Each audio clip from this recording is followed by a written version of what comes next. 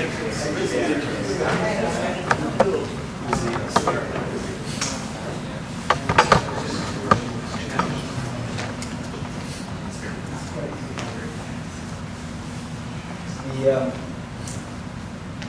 next session, we're going to talk about the circulating exercise.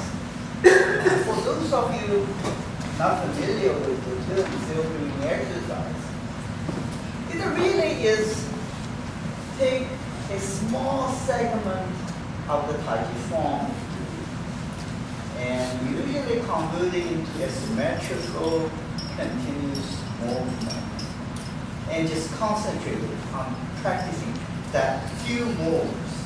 In contrast to the Tai Chi form, as you know, it's a huge number of movements. So now you just reduce to some very, very simple motion and just concentrate on working on it. But and also concentrating on these single movements are really go to the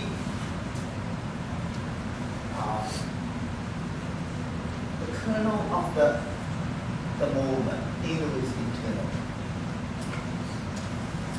So they are not easy. Okay, some of these are extremely advanced movements. As I said, some of this movement in the old time, we talk about 10, 15 years of experience before you can even talk about it. But now with improving the way of teaching, I find I can teach beginners, and in Florida there's some very old people, very out of shape people, and they can get it, and they really love it.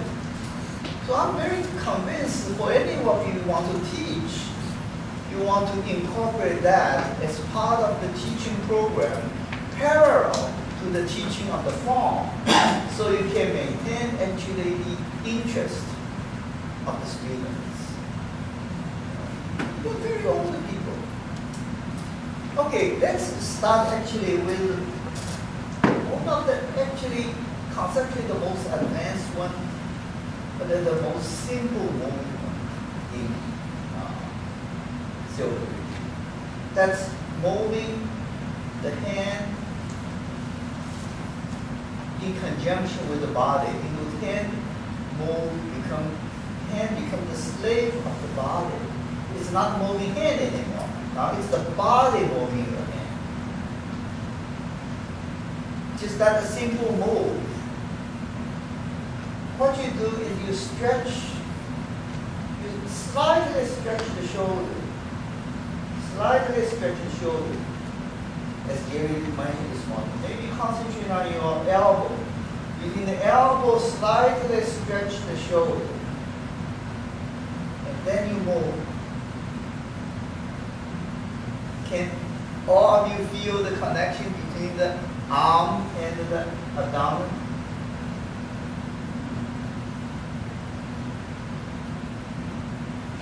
Now, I find that the common mistake when I teach that move is that people start bending it. Once you do that, you immediately lost the connection.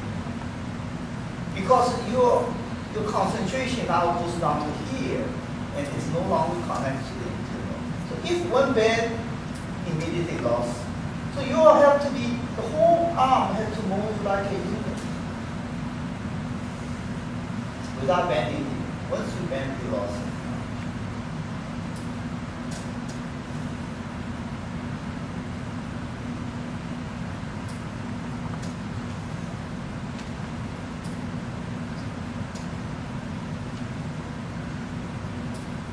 No, it's easier to drop.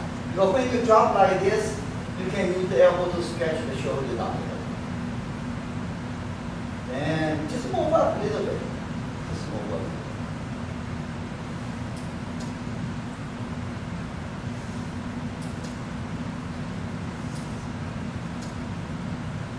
Stretch. This part is a unit. Move up as a unit.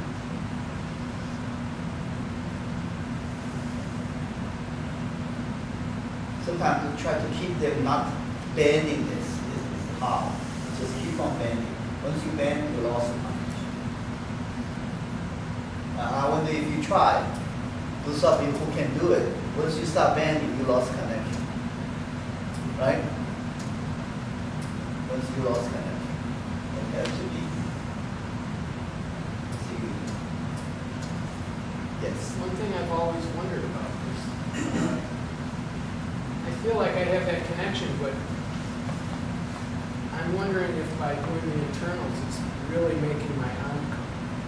I still feel like I'm raising, purposely raising my arm. Yeah. Once you become a unit,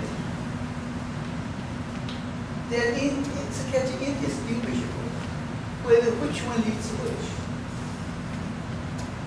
They are one unit. So in the beginning, when you do this, it's actually, the arm is kind of leading the, you could have said arm is leading the internal. Because I can do the internal in the arm and make the arm just stays there. We are too. Oh yeah. But the purpose is when, in the future, when you move your arm, these two have to be done.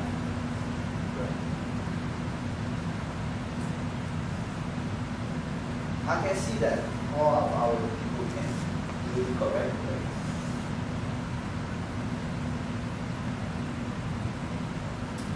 So, it heats you up, really warms you up, because that's the qi actually, it warms you. This is a very, very good exercise.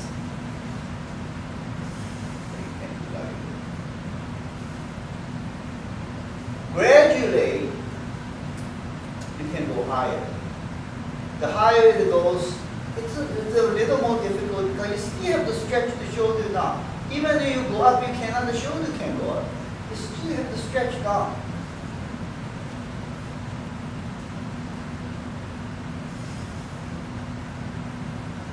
Gradually, you can go up.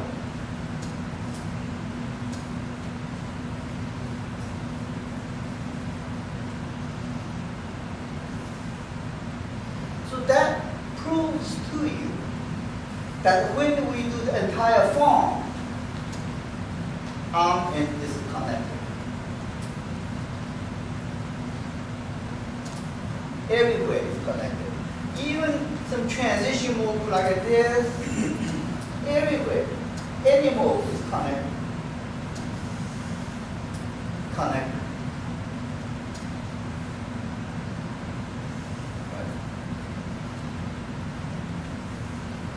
And I find for beginners, this is a really enjoyable sensation. So incorporate that with your form, really attractive.